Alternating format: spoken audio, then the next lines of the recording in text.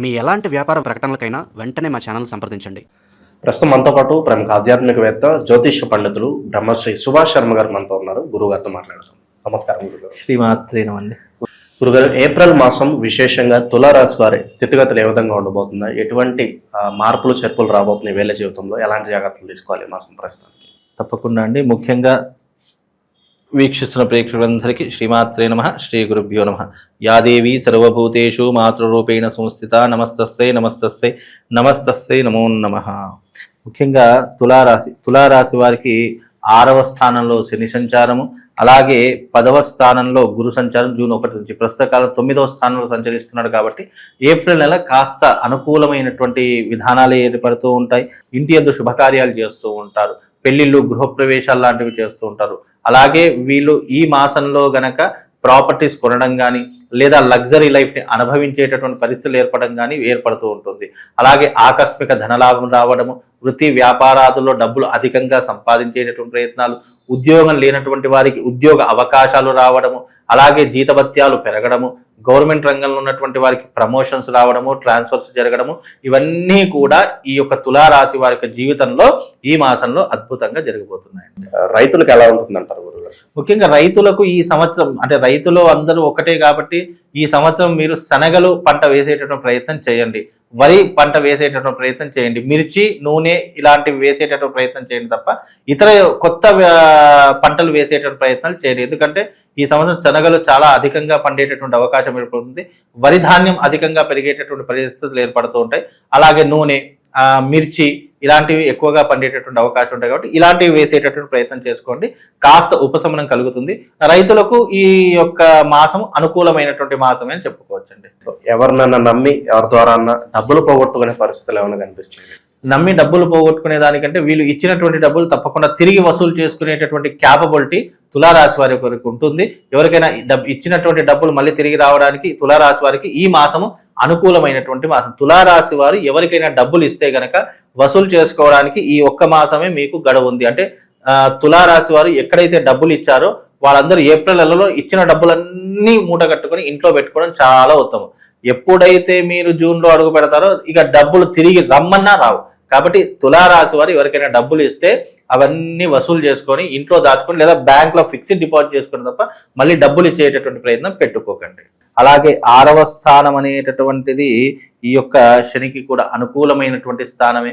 గురువు ప్రస్తుతానికి వీళ్ళకు 9వ స్థానంలో ఉన్నాడు కాబట్టి గురువు కూడా అనుకూలంగానే ఉన్నాడు. ఏప్రిల్ మాసము వీళ్ళకు అనుకూలమైనటువంటి మాసంగా చెప్పుకోవచ్చు. న్యాయపరమైనటువంటి ఇబ్బందులు తొలగిపోతూ ఉంటాయి. అలాగే వీళ్ళకు వృత్తి వ్యాపారాలలో లాభాలు జరుగుతూ ఉంటాయి, కలిసి వచ్చేటటువంటి అవకాశాలు ఏర్పడుతూ ఉంటాయి. కొత్త వ్యాపారాలు పెట్టడము, కొత్త బిజినెస్లు చేయడము, ఇలాంటి ఆలోచనలు కూడా వచ్చేటటువంటి అవకాశము, ఆచరణలోకి వచ్చేటటువంటి అవకాశం కూడా ఈ మాసంలో వీళ్ళకి ఏర్పడబోతుంది.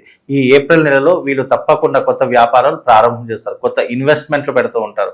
స్టాక్ మార్కెట్ కానీ లేదా గోల్డ్ ఫైనాన్స్ కానీ గోల్డ్ బిజినెస్ కానీ ఇలాంటివి చేసేటటువంటి పరిస్థితులు ఈ యొక్క తులారాశి వారి యొక్క జీవితంలో ఏర్పడబోతున్నాయి. కనుక తులారాశి వారికి ఈ మాసం అనుకూలమైనటువంటి మాసం అని చెప్పుకోవచ్చు.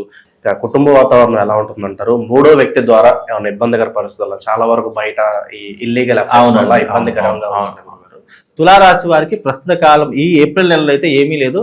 ఒకవేళ మార్పు జరిగితే కనుక మీరు అన్నట్టు ఇల్లీగల్ అఫైర్స్ కావచ్చు లేదా ఇంకా వేరే రకమైనటువంటి ఇబ్బందులు కావచ్చు ఏదైనా వస్తాయి అని అంటే జూన్ 1వ తారీఖు తర్వాత వీళ్ళ జీవితంలో ఏర్పడేటటువంటి కొత్త వాళ్ళ పరిచయాలు ఏర్పడము, లేదా వాళ్ళ ద్వారా అక్రమ సంబంధాలు పెట్టుకోవడము, కోర్టు దాకా వెళ్ళడము, లేదు భార్యాభర్తల మధ్య వైరం ఏర్పడము, ఇలాంటివి ఎక్కువగా జరిగేటటువంటి పరిస్థితులు జూన్ 1వ తారీఖు తర్వాత వస్తాయి. ఏప్రిల్ నెలలో అయితే అనుకూలంగా ఉందండి. స్థానచలనం కనిపిస్తుందా ప్రస్తుతానికి వీళ్ళకి? తప్పకుండా స్థానచలనం అయితే ఈ ఏప్రిల్ నెలలో అయితే అయ్యేటటువంటి అవకాశం ఉంటుంది. అంటే ఎవరైతే ఒక ఉద్యోగం నుంచి మరో ఉద్యోగానికి మారాలి అని అనుకుంటారో లేదా ప్రమోషన్స్ ట్రాన్స్ఫర్స్ కావాలి అని అనుకుంటారో అలాంటి వారికి ట్రాన్స్ఫర్స్ జరిగేటటువంటి పరిస్థితులు ఏప్రిల్ నెలలో ఉన్నాయి.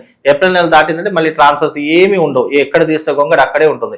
మీరు ఏదైనా ప్రాపర్టీస్ కొనాలన్నా లేదా డబ్బు దాచుకోవాలన్నా, డబ్బులు వసూలు చేసుకోవాలన్నా లేదా బిజినెస్ ప్రారంభం చేయాలనుకున్నా, బంగారం కొనుక్కోవాలి, ఈ ఏప్రిల్ నెలలో మాత్రమే చేసుకోండి. ఏప్రిల్ దాటిందా ఉన్నది దాచుకునే ప్రయత్నం చేసి ఉన్నదాన్ని కాపాడుకునే ప్రయత్నం చేస్తే అన్ని రకాలుగా బాగుంటుంది. ఓకే, ప్రస్తుత కాలం ఎటువంటి పరిహారాలు చేసుకోవడం ద్వారా ఈ నెల వెళ్ళి కలిసి వస్తుంది?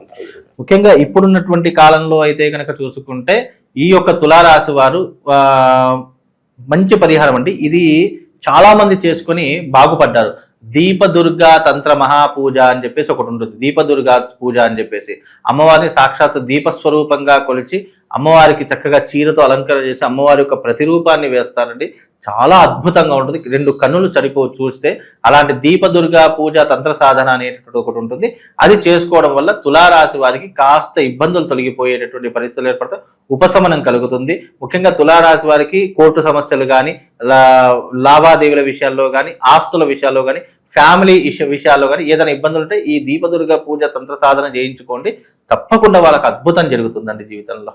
గురుగారు, ఈ రాశి వాళ్ళకి ప్రత్యేకంగా శత్రువులు బాగా ఎక్కువగా ఉన్నారు, నరఘోష నరదిష్ట ఎక్కువగా ఉంది, మేము బాగుపడుతున్నా ఏమన్నా కొనుక్కున్నా కూడా చూసి ఓరవలేని వాళ్ళు ఎక్కువగా తయారయ్యారు మా జీవితాల్లో అనుకున్న వాళ్ళకి ఈ ప్రభావాలన్నీ దూరం అవడానికి మంచి పరిష్కార మార్గం ఏమైనా తెలియచేయండి. తప్పకుండా అండి. ముందుగా వీక్షిస్తున్న ప్రేక్షకులందరికీ శ్రీమాత్రే నమః, శ్రీ గురుభ్యో నమః.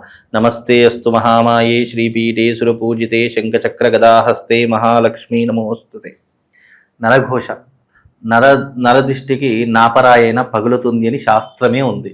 కాబట్టి నరఘోష వీళ్లకు వాళ్ళకని కాదు, మనిషి ఎదుగుతున్నాడు అంటే చాలు నరఘోష ప్రారంభమవుతుందండి. అలాంటి నరఘోషని తప్పించుకోవడానికి మన యొక్క ప్రామాణికమైనటువంటి గ్రంథాల్లో చాలా రకాలైనటువంటి రెమెడీస్ అలాగే పరిహారాలు పొందుపరచడం జరిగింది. ఫలానా ఎగ్జాంపుల్గా చూసుకోవాలి అని అంటే కనుక, ఉదాహరణకు ఒక మనిషి ఎదుగుతున్నాడంటే ఎప్పుడెప్పుడు కిందికి లాగేయాలి. లేదు అసూయ, నరదృష్టి ఎక్కడి నుంచి ప్రారంభమవుతుందో తెలుసా అండి? ఒక మనిషి ఎదుగుతున్నాడు అనుకున్నటువంటి విషయంలో నరదృష్టి ప్రారంభమవుతుంది.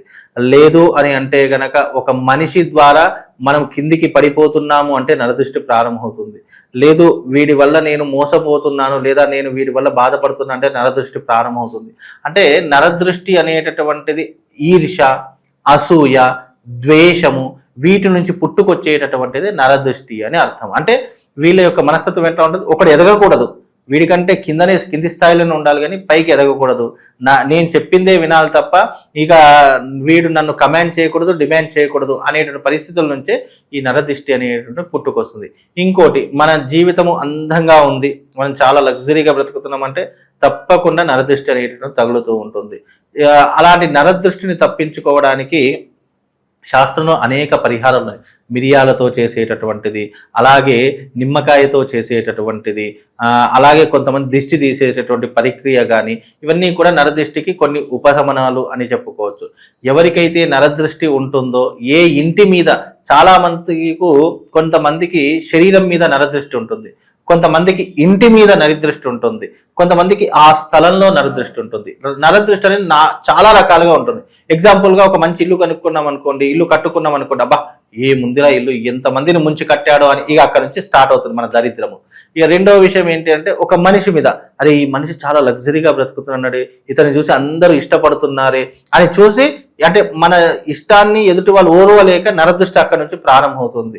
ఇక రెండవది స్థల ప్రభావం, అది కూడా నరదృష్టికి ఒక ప్రభావమే అని చెప్పుకోవచ్చు. ఇన్ని రకాలైనటువంటి నరదృష్టిలు ఉన్నాయి. వీటన్నింటి నుంచి తప్పించుకోవాలి అని అంటే గనక, మనిషి మీద నరదృష్టి ఉంటే కార్యసిద్ధి యంత్రం అనేది ఒకటి ఉంటుంది. అది ఎప్పుడు మన పర్సులో పెట్టుకోవాలి. ఆ యంత్రం ఉన్నంతసేపు ఏమవుతుందంటే మన ప్రొటెక్ట్ చేస్తూ ఉంటుంది. ఇప్పుడు మన శరీరానికి, మన యొక్క హృదయానికి, మన యొక్క మెదడుకి ప్రొటెక్ట్ ఏంటంటే బయట కనిపించేటటువంటి ఈ లేయర్కి కూడా రక్షణ కావాలి అని అంటే గనక మన యొక్క శరీరం మీద ఎప్పటికీ కూడా సర్వ కార్యసిద్ధి యంత్రం ఉండాలి. రెండవది, ఇంటి మీద నరదృష్టి ఉంది, ఇల్లు అయితే కూలగొట్టుకోలేం కదా, ఇల్లు ఒక దగ్గర నుంచి ఇంకో దగ్గరికి మార్చుకోలేము, అయితే అమ్మేసేయాలి లేదా నరదృష్టి తీసేసుకోవాలి. దానికి ఏంటి అని అంటే గనక సకల కార్య వాస్తు యంత్రం ఉంటుంది. ఆ సకల కార్య వాస్తు యంత్రం అనేటటువంటి ఇంటికి తగిలించుకోవడం వల్ల నరదృష్టే కాదు, నరఘోష, శత్రుపీడ, అలాగే ఈ బ్లాక్ మ్యాజిక్ ఇవి చేస్తారు కదా అలాంటివి, అలాగే ఈ యొక్క రాక్షస బాధ, ఆర్థిక బాధ, ఇవన్నీ తొలగిపోవడానికి ఈ యొక్క యంత్రం అనేటటువంటి చాలా పవర్ఫుల్ అండి. దాంట్లో ఒక యంత్రమే కాదు, దాంట్లో దాదాపుగా 12 యంత్రాలు నిక్షిప్తమై ఉంటాయి. అది ఒక పిరమిడ్ ఆకారంలో ఉంటుంది. ఆ యంత్రం కనుక మీరు పెట్టుకుంటే ఇంటి మీద కూడా నరదృష్టి తొలగిపోతుంది. ఈ రకమైనటువంటి పరిహారాలు చేసుకోండి. ప్రతిరోజు ఇంట్లోకి వెళ్ళేటప్పుడు కాళ్ళు కడుక్కొని వెళ్ళాలి. అలాగే ఇంటి నుంచి బయటకు వచ్చేటప్పుడు నోటిలో ఒక లవంగా వేసుకోండి.